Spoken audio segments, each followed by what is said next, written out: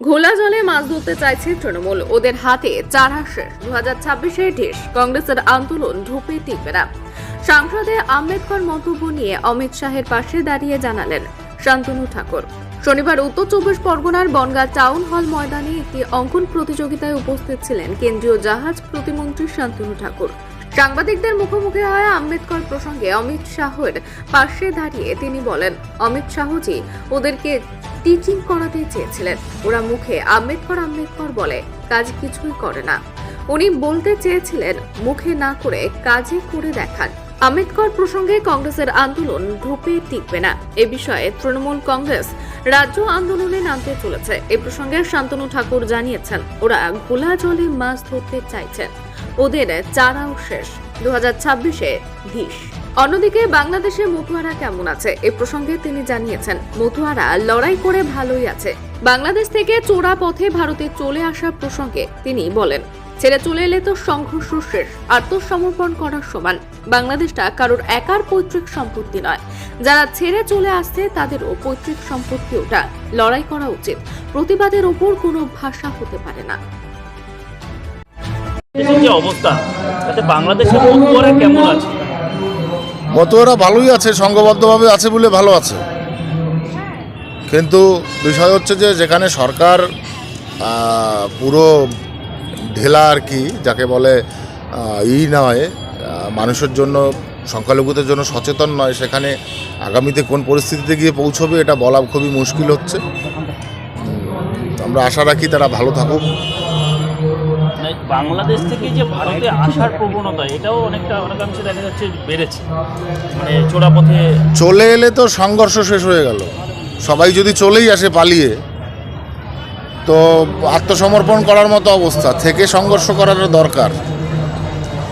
সংঘর্ষ করা দরকার, কারণ বাংলাদেশ কারুর একার তো পৈতৃক সম্পত্তি হতে পারে না। যারা ছেড়ে চলে আসছে তাদেরও পৈতৃক সম্পত্তি ছিল কোনো না কোনো সময় আছে। তো সেখানে তাদের স্ট্যান্ড থেকে লড়াই করা উচিত।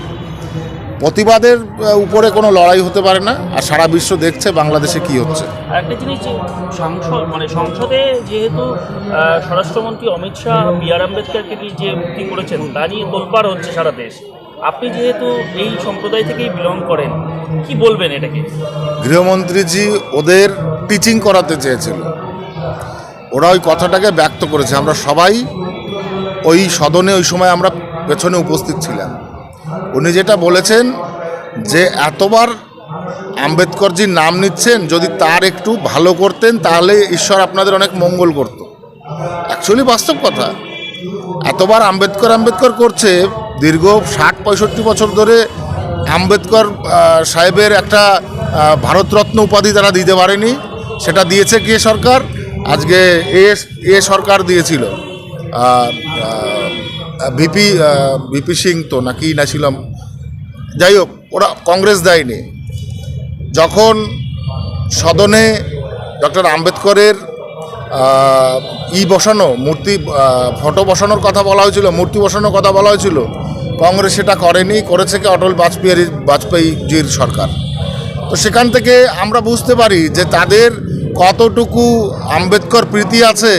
আর আজকে যেটা করছে সেটা দলিত বা শিডিউল কাস্টদের একটা সিম্পাথি নেওয়ার জন্য যে লড়াই করছে, সেটা সম্পূর্ণ ভুয়ো। এই ভুয়ো, ওদের হাতে কোনো লড়াই নেই, ওদের জমি নেই, ওদের সমস্ত কিছু গেছে। রাজনৈতিক জিওপলিটিক্যাল অবস্থানে ওরা আজকে একদম দেশের সর্বনিম্ন একটা দলে পরিণত হয়েছে। সবাই এই গাঠবন্ধন ইন্ডিয়া অ্যালায়েন্সটাকে ছেড়ে যেতে চাইছে, কারণ এটা ছিল একটা প্রোপাগান্ডা।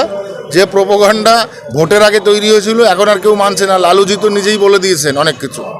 এটা আমাদের আর কিছু বলতে হয় না। ওদের এই সমস্ত আন্দোলন ধোপে টিকবে না। তৃণমূলও এই বিষয়ে রাজ্য জুড়ে আন্দোলন করতে চাইছে, কি বলবেন? ওরা ঘোলা জলে মাছ ধরতে চাইছে, আন্দোলন নয়। ওদের হাতেও চারা শেষ। 26-এ ঢিস।